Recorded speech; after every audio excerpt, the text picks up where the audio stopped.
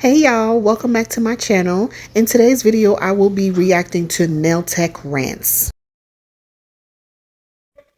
Hey y'all, so today I had a no-show, so I'm going to be showing y'all my favorite work so far as a beginner nail tech, and also talk about why I don't accept kids in my nail appointments anymore.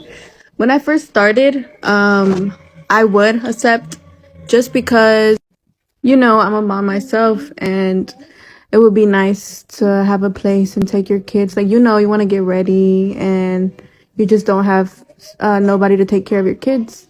But at first it was all good. And I had this client, she would come in to me. She came to me a couple of times when I first started, and she would bring her little girl. But she would just touch everything. I have kids, so she would like grab their toys. I didn't mind that. But one day she was just very close to me and, to the space where I work. And I just had bought a new acrylic. And yeah, I bought a new acrylic and she dropped it all on the floor, and once your acrylic drops, like, you can't collect it back because there's like dirt and or whatever, like it's dirty once it touches the floor. So I got mad. I just didn't. Me personally, I don't like to have kids at my clients' nail appointments. For this very reason right here. I'm also the type of person too. I don't like to mix business with pleasure. So like I'm very private, so like my family, I like to keep them away from my business relationships. So I don't like to intermingle the two, you know what I mean? So that's like another reason too, So like for example, I know some people probably will say, "Oh, let the kids come over, for your nail appointment. I can have my kids play with your kids." I don't do all of that. That's just my personal preference, but to each his own. But definitely, the main reason as well is that, kids are very fidgety. They don't like to sit for long periods of time. Um, you know, um, because it can take 2 hours or longer, for their, to do a full acrylic set.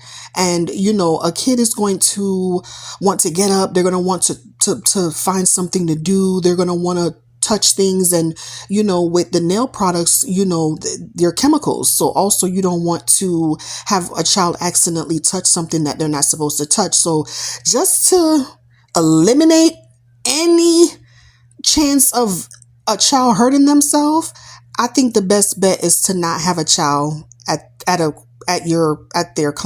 parents' nail appointments. Now, I do accept child appointments. So like for example, if a parent wants to have me do like a gel polish manicure on their child, of course the child can come, and then once their nail is done, they're good to go. But that's really the only time that I accept, children at nail appointments. Didn't say nothing, because I'm not the type of person to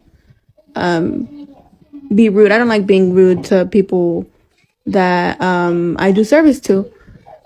And then she didn't even pay for it. I didn't ask her to pay for it, but it's common sense. Like, you ask, like, how much is it gonna be, or how much was it, or something like. Whether she asked how much it was or not, I would have brought up the fact that, yeah, you're gonna have to reimburse me for this. I don't buy. I buy quality products to use on my clients, and these products are expensive. Nail products are expensive if you're buying quality products, and it's not fair that because of someone else bringing their child to their appointment, that you then lose out on some of your products. No, it's you shouldn't even have to ask the parent to reimburse you. That should be something that they automatically will say, oh my gosh, I'm so sorry. Definitely go ahead and add that to my bill and I'll be more than happy to cover it for you. That's something that should just automatically be. She shouldn't even have to have asked her to do that. And then recently, I had another person bring their kid. I never accepted it. Like she never asked, but she was, like I knew her. I guess she felt like she could do it. So she got here, and I was like, yeah, you never asked or nothing. I just didn't say nothing. So my house, the closet doors, they have mirrors. So the kid slammed into the mirror, and I got pissed off. I was like, he can't be doing that. I try to be as calm as, but I knew this girl, so it's like more. But yeah, he was just touching stuff. He would open the shelves. You see what I'm saying? That's literally what I just said. Kids are very fidgety and they're very curious. They're not going to want to just sit there. They're going to want to get up. They're going to want to move around. They're going to want to, oh, what's this? They're going to want to touch things. And we as nail techs, we don't want to be rude, but it's for the children's protection too. We don't want them to touch something that they're going to then hurt themselves, touch something, put their finger in their mouth, and then they get hurt. So I know a lot of parents always wonder, well, why can't I bring my kid with me? They're not going to do nothing. I'm going to give them their iPad and they're just going to sit there. Most of the time, no, they're not. They're not going to just sit there for 2+ hours. They might sit there for the first 10, 15 minutes, but after a while, they're going to want to get up and they're going to want to move around. It's me. I've been there and I've tried it, and every single time, it never fails. The kid gets fidgety and they put the iPad down and they want to get up and they want to move around. That's just what kids do. So for their safety, it's just better to just keep them away unless they're being serviced. If they're getting a service done, then that's when I feel like it's okay for them to come. I'm not sure how you say it, like the little drawers, and my TV's on top of it, so it will move. It was just too much. But have y'all had any crazy stories, or have y'all ever upset kids? But let me know y'all crazy stories, because we now just go through a lot of stuff. Okay, y'all, so let me tell y'all how I had to turn away a client today. Okay, so this client booked yesterday for today. Whenever a new client books for the next day, it is always just something always goes wrong. Okay, so she books, she comes, whatever. She sits. I'm going to be honest with you. I don't like accepting appointments the day before the actual appointment. So I prefer to get at least maybe like 3 days in advance, because me personally, I like to know exactly what you want done, because I like to be prepared. So I like for my clients to send me pictures of what it is that they need done. If there's something that they want and I don't have it, that gives me time to maybe run to the nail supply store and purchase it. But I just like to be prepared. So 24 hours for me, I usually don't like to do that. Down in my chair, Miss Ma'am, why does sis have a whole medium French tip full set on that I never did? Mind you, the one policy, okay, I have like maybe 5 policies, but the main policy I have is all new clients must come with bare nails, because I don't know if you have MMA on your nails, I don't know if you have fungus on your nails, I don't know what. Baby, just come bare nails. It's just like when you go get braids, come washed and blow dried. Whatever. I agree. I also prefer for new clients to come with bare nails, because I don't know what previous nail tech did their nails and what type of products that they used.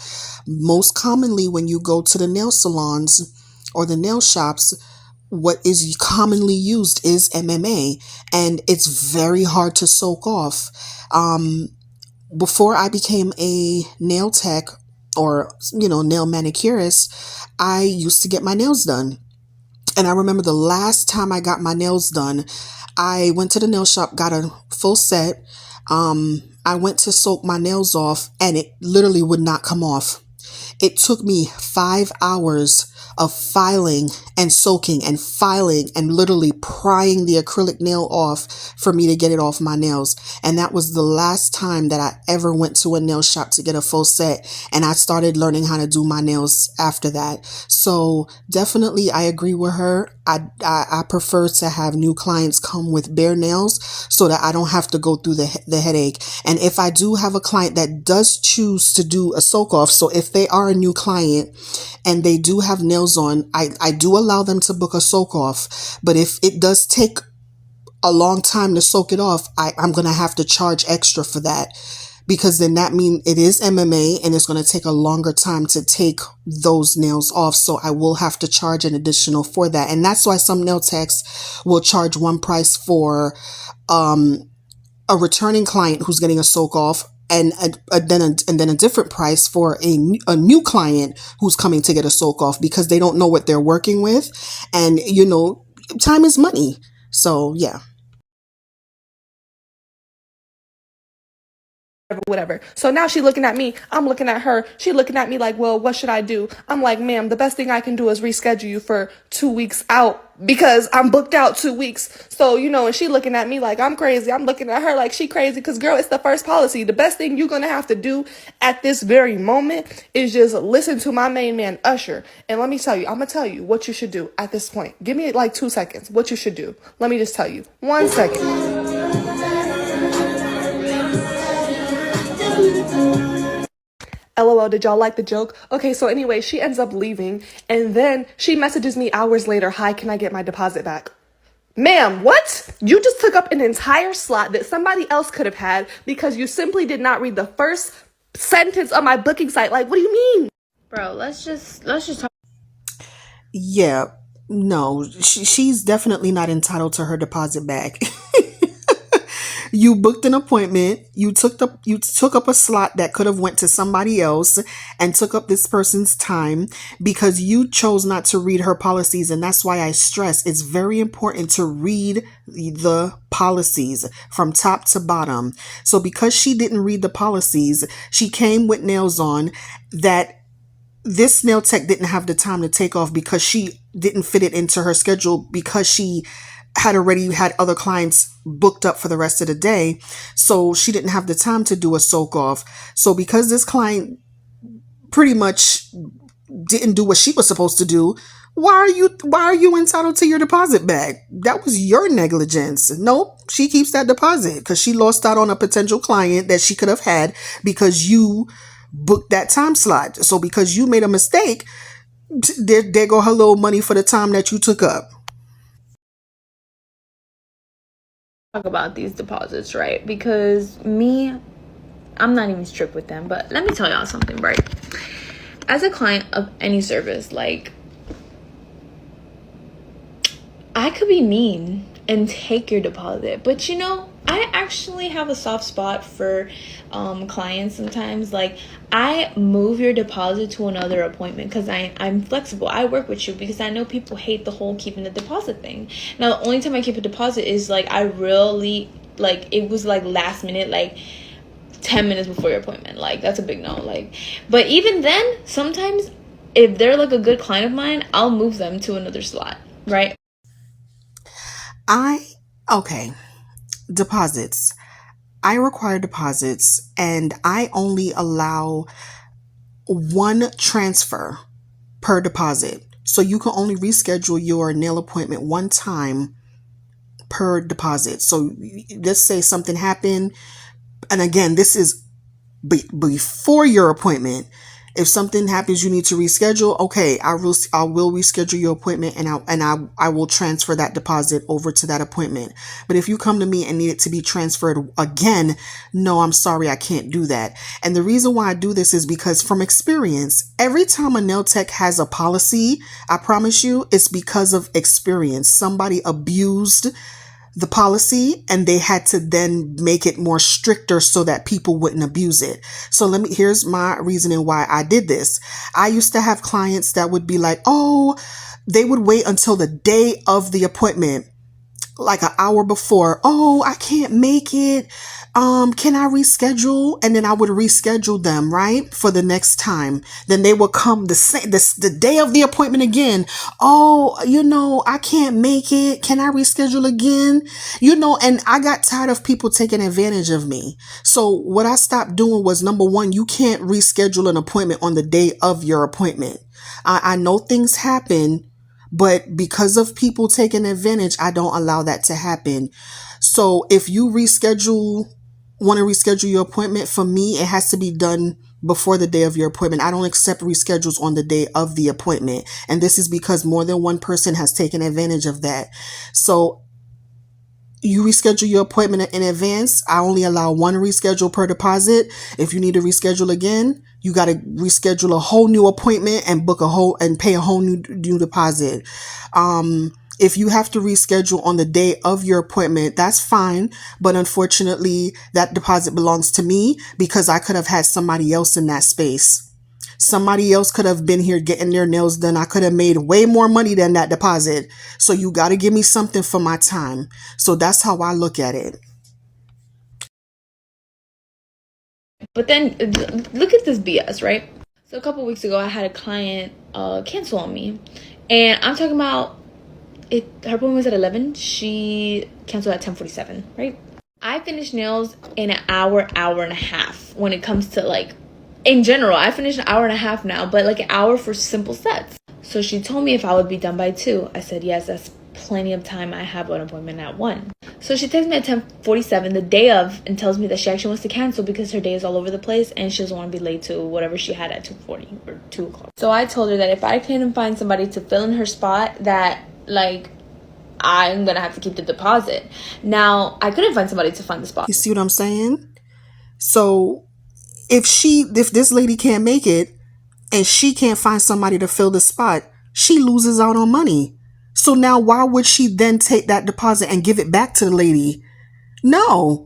That's her. Now she keeps that deposit, and that's for the time that she could have made way more than what she charges for her deposit. Now I don't think she says how much she charges, but I'm sure she could have made more doing a full set on another person versus what she charged this lady for her deposit. So she has to at least keep something for you wasting her time. So I decided to just be nice and be like, hey, I'm just going to give you 50% of the deposit, meaning 30, because it was a $60 deposit. I'm going to give you 30 for your next service. So she wants to reschedule. No, I can't do that because then that's going to make me feel like I got to then do it to somebody else. Not to mention when you create a bad habit from the beginning, then clients is going to expect you to do it all the time. So if you say, all right, I'm going to give you 50% of your deposit back, even though you the one who canceled on me last minute when I could have had somebody else in your space, and I give you that 50% back, that client is now going to take advantage and do it again. So when you create bad habits from the beginning, it's going to continue. You got to be stern on your policies, and you got to the policy has to apply to everybody across the board, no matter who is upset and in their feelings. That's their problem, not yours. This is, at the end of the day, this is a business. For 5 o'clock yesterday, but I couldn't do it because there was something going on with my shop. So I moved everyone from Friday to Saturday. I had a 7 a.m., 8 a.m., 9 a.m. to 12 because I had a pedicure. 12 o'clock was her. I had a 1:30 and a 3 o'clock. This is the part that gets me mad, right? She fought. Can we congratulate this nail tech on being booked and busy? Like, girl, dang.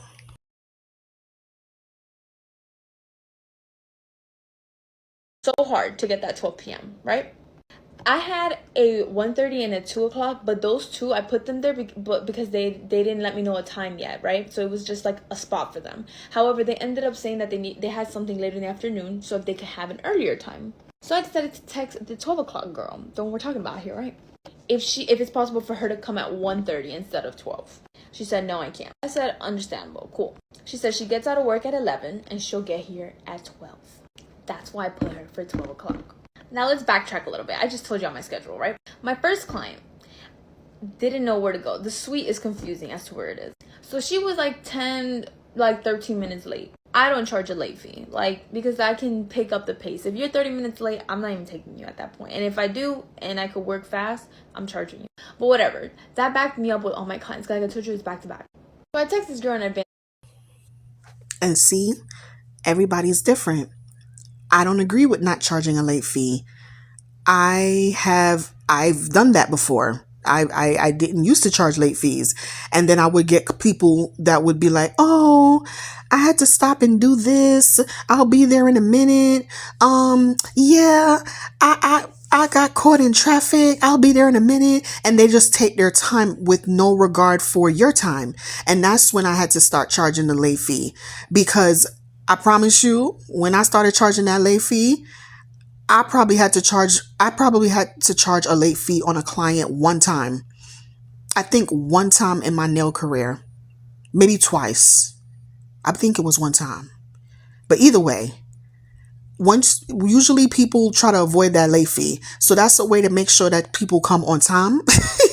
You can give them the grace period. I do have a grace period, but the late fee is just to instill people being on time. And tell her, hey, mind you, I texted her. I told her, hey, I might get to your appointment at 12:20, 12, because maybe 12:15, but I need to disinfect everything. 12:15. Hey y'all, so I'm back with a story time on why I had to up my blicky as a service provider. And not even just as a service provider, but as a woman in America. So here's a little backstory. About a week before this situation happened, I had got a random phone call. This story time is actually on my page. I'm gonna have to find it and link it into my story times. But this story time is actually on my page, where a grown ass man called my phone trying to book me to come and do his daughter's sweet 16 party. And basically, he didn't give me the information. I called him back. The voicemail had basically said that he was a sex trafficker and he was trying to get me and all this other shit. If you want that story time, I'm literally going to put it in this link. I have to go find it, but I'm going to put it in this link so y'all can go see that and everything. But that happened about a week before this happened.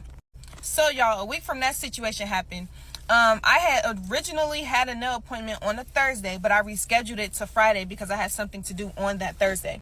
So if you know me, I'm a very discreet person. I'm not about to tell everybody where I'm going, who I'm going with, especially not no damn nail appointment. Why would I be telling anybody my location for a nail appointment? So y'all, that Thursday comes that I was supposed to have my nail appointment. Abby, my nail tech, if y'all want her information, I'm gonna link that below. But Abby actually ended up texting me and said, hey Shay, someone came looking for you. They really don't look like your crowd of person, so I don't know why they would be looking for you. But she basically came and said, hi, is my friend Shay here? She told me to meet her here. So Oh no. Abby is trying to verify that they're talking about me, because again, this does not look like somebody that I would be hanging around. So Abby was like, Shay, Browse by Shay? And she's like, yeah, that's her. And Abby was like, no, she doesn't have an appointment today. She was like, well, that's weird because she told me to come here. Abby was like, no, she does not have an appointment today. So y'all, why as soon as Abby tells her that, she darts out the building, right? So when Abby tells me all of this, I'm like, what the fuck? Mind you, Okay, so this looks like this is actually a client of a nail tech. So it looks like she's not a nail tech herself. She's actually the client of the nail tech. Because based on what she was saying, so yeah. not only does she dart out the building, but on her way in, she's looking, if you know Sola Salons, she's looking through every single last suite for me. And then also on her way out, she was looking through every last suite for me.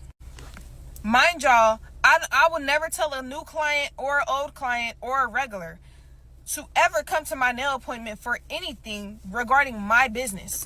So I was a little confused on how she got how did she know Abby was my nail tech? Well, I mean, that's not hard to figure out. But how did she know where Abby's suite is when Abby's location is disclosed for clients only? And the last thing, how did she know that I originally had a nail appointment on Thursday? Dang, this is scary, y'all. That is scary. So this is clearly somebody who's been really watching her. Now, I understand why nail techs don't put their business address on their social media for this very reason right here, because you have people that watch you and that just are jealous of you for absolutely no reason. They don't even know nothing about you, but they're jealous of you and want to try to harm you just because you have a business.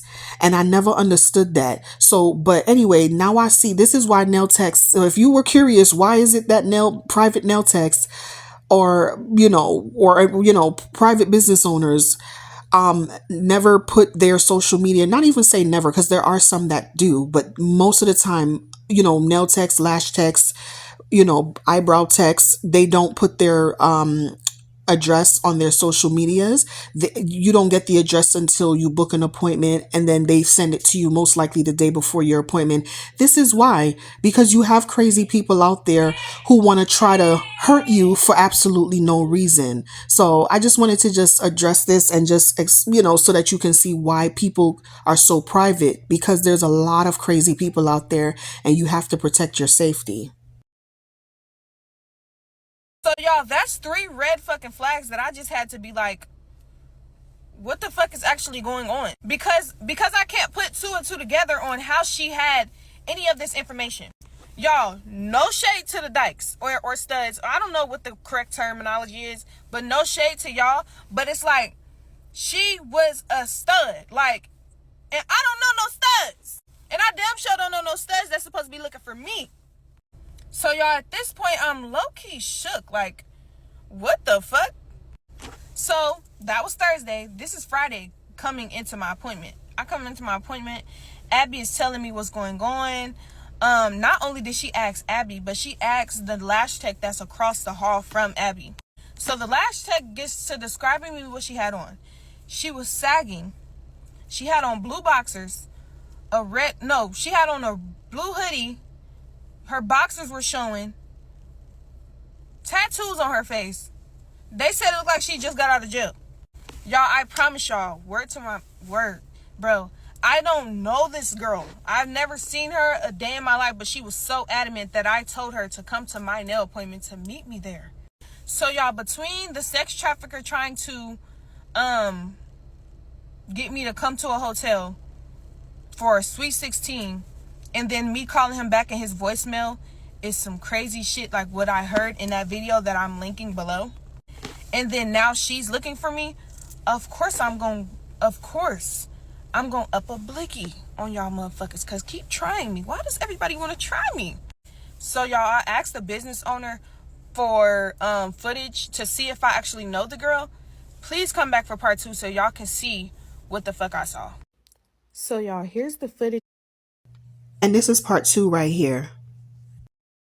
of her looking through the suites looking for me, and then she stops at the girl's suite to ask about me and see where I'm at. Y'all, the whole time that I was watching this, I was literally thinking like, what the fuck is in her pocket, right? Because if you look closely, she's holding her hand in her pocket the whole time. And then there's another clip where you can see her holding something in her pocket. She's looking around again. Look, she looking through every suite looking for me. And then she leaves. Looking through every suite as if I would be hiding if she was looking for me or something. Y'all. Be safe out there, y'all. Be safe out there. It is a scary world that we living in. So y'all be safe.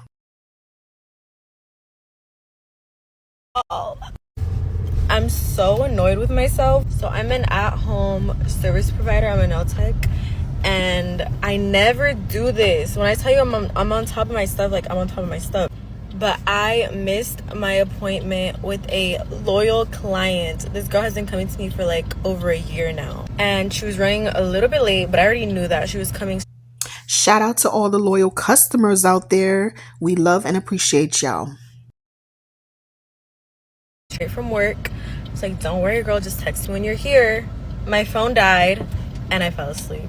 I fell asleep while waiting for her. Mind you, school just started, I'm so exhausted, and I was just trying to fit her in, you know what I mean? But I kind of pushed myself to my limit and it fell back on me because I literally missed my appointment with her. I wake up like 20 minutes after she was supposed to be there. So if she was supposed to come at 6, I woke up at 6:20 and she had just left right when I woke up. Y'all, I felt so bad, so guilty. She drove like almost 30 minutes from work right after work. She did say she would have stayed if she wasn't just coming straight off of work and like, you know, she was tired. She'd rather just reschedule another day, which I totally understand. It was literally my fault, but the guilt just ate me alive. I felt so guilty. So how did I handle it, you ask? Well, I do have a late policy. So if you're 10 minutes late, it's a $10 fee. If you're 15 minutes late, it's a $15 fee. So I was actually 25 minutes late. She left after 25 minutes. So I gave her a discount of $25 to match up with my policy. But I really just And I respect this nail tech right here. You see how she admitted that she made the mistake and she owned up to it and she gave her client a discount. I've heard stories of nail techs being late, not even just nail techs, hairstylists, you know, clients come to the appointment, they're on time and knock on the door and nobody answers, text the phone of the stylist, nobody answers. And then when they finally get there an hour later, you know, and the client asks for a discount, they get an attitude. But this is how you run your business right here. You own up to your mistake and you got to compensate your client. Just like how when they're late, you want them to pay a late fee. If you're late and you mess up, give them some kind of a discount. It works both ways. felt like that was enough. I felt really guilty. I still feel really fucking guilty, even though she said it's totally fine, like it's no big deal. She's swearing that it's totally fine, but it's not fine. It's not fine. I feel so bad. And I know that she's a chocolate lover, so I got her a crumble cookie. This nail tech is the MVP right here. That's what I'm talking about. That's customer service. I'm so sorry. I just know service providers get a lot of hate when they cancel, reschedule anything, so I really wanted to make sure to make it right with her because I don't think that's right. I felt really, really bad. Hopefully this cookie makes it up to her. Have a surprise. It will. She will be your client for life. That was dope, guys. That was so dope. Shut up.